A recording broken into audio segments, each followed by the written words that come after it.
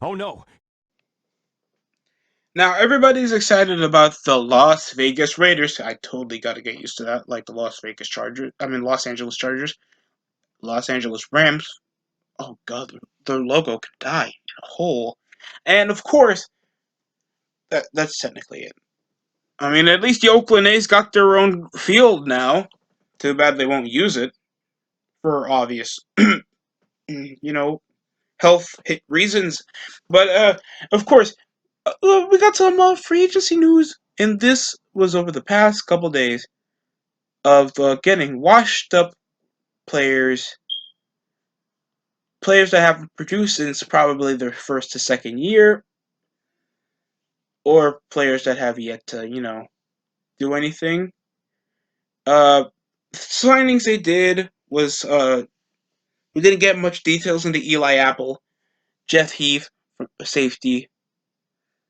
Oh my God, linebacker Nick Kowalski for a 3-year, $21 million contract. Corey Littleton for 36 mil for about 3 years. Underrated linebacker, good off the blitz. And he's good read off the zone. You don't underrate Corey Littleton. He had some highlights back in LA for the Rams. Marcus Mariota, after a tough first half of the season, before now, guess who's getting paid the big bucks? Now Ryan Tannehill, while Mariota's sitting off as probably a second string to Derek Carr. Carl Nassib and currently Jason Witten. I already had a video made on him, and you already know my opinion about that. Uh, wow. I feel like the Rams really tried to luck up on trying to get the most talked about players. We thought Witten was about to spend another time in Dallas.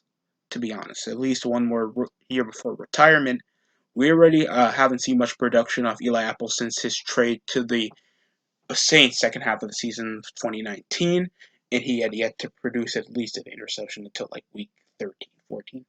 Uh, and it's been tough to see him read out routes or at least try to tackle somebody when the ball's getting hit deep. He's a skinny, weak safety. I mean, and no, they put him in safety when he's a natural corner, and he can barely try to deflect a football unless there's any other defensive back is there with him. The Raiders are missing a definite receiver, and I think that's like belittling their growth. And there hasn't been any like notable receivers except probably some from the Jets, some from probably the Panthers.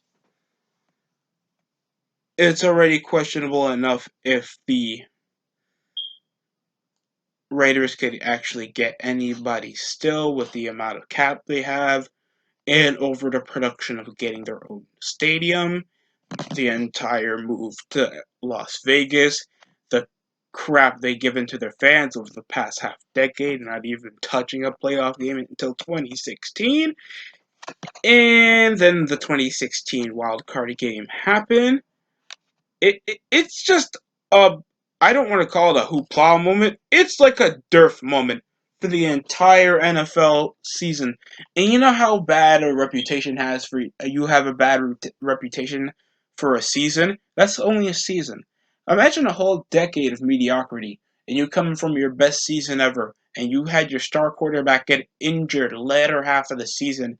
With no direction, you guys get snuffed against a team that could have been easy if you had one of your best players there. So that's just circumstances' fault, not really the player's own. Because I like Derek Carr.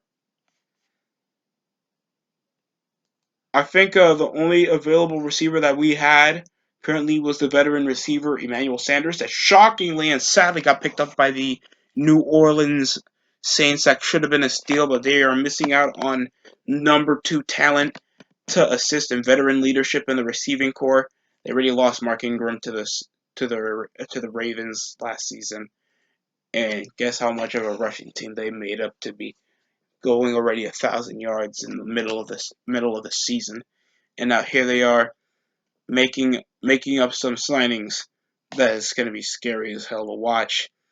While Michael Thomas, Snead, They had Jared Cook, and now they have Emmanuel Sanders that didn't do much for the 49ers except build up a bit of a gap for most of our other receivers to try to pick up the slack. They did, getting us to the Super Bowl, so enough said.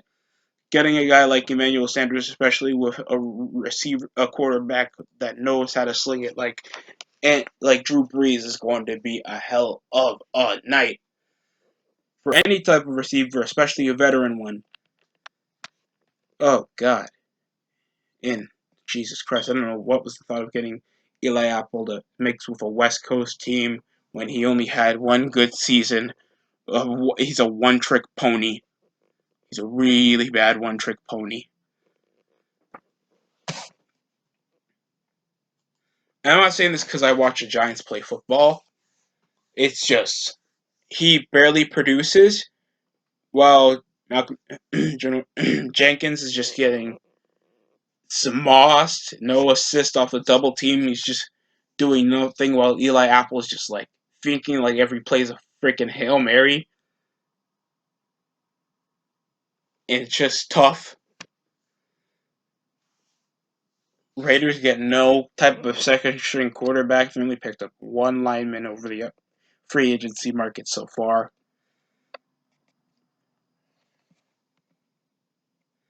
And people are still wondering where in the hell Jameis Winston would sign after his rookie contract came out. Wow. Does it concern me? No. Do I think Jameis Winston deserves to be on a team? He has some talent. Suspected to re-sign with the Tampa Bay Buccaneers over the show of mediocrity and his chances of even showing that he has a glimpse of leadership skills while you have the greatest quarterback of all time heading to your team? Hell no. Trade him for a couple future picks. Cut your losses. We know Tom Brady might not be thinking of spending another couple seasons in a team that he barely knows, especially when he spent 20 years in a team that gave him a whole 20 years of success. I wouldn't suspect nothing less. I really couldn't. I mean, you haven't Chris. I mean, you have Todd Gurley released, offensive player. He's only 25 and he put up this much success, and you're telling me he's gone already, and he goes to the Falcons. That is dumb. While Devontae Freeman has barely produced, and he shows to be less of even a pass blocker. So I think that's a good thing. And it felt like everybody lucked out on players because we know JPP probably resigning with the Bucks. Austin Hooper's heading out to Cleveland. I'm already gonna have my takes on Cleveland. Von Bell, Melvin Gordon going to the Bronx. Robbie Anderson's the only person available so far.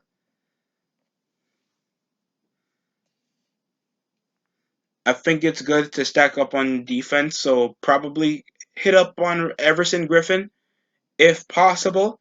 Shelby Harris will be good on the D line, even though I feel like his contract is pretty tough to waiver. Oh, God. And Logan Ryan.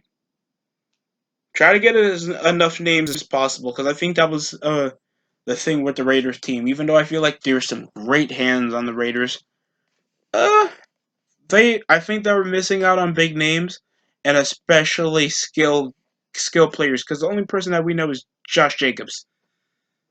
Had some breakout nights, especially on the Chiefs, the Broncos. I think he had a big game against, I think, the Packers one time, but they still got snuffed by 5 touchdowns. They lose Eric Ebron. They miss a big, promising second string quarterback out of Teddy Bridgewater.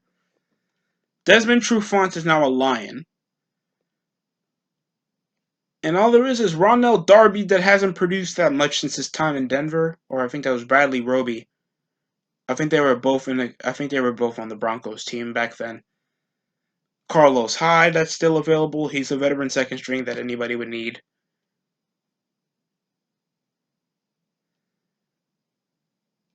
That would be practically it. And of course, Brashad Perriman, but he had only one good season in Baltimore. But that's practically it. I just want to give some suggestions. I mean, you're a relocated team. I at least have high expectations for a team trying to go their own way. So, yeah, that's practically it I want to go by.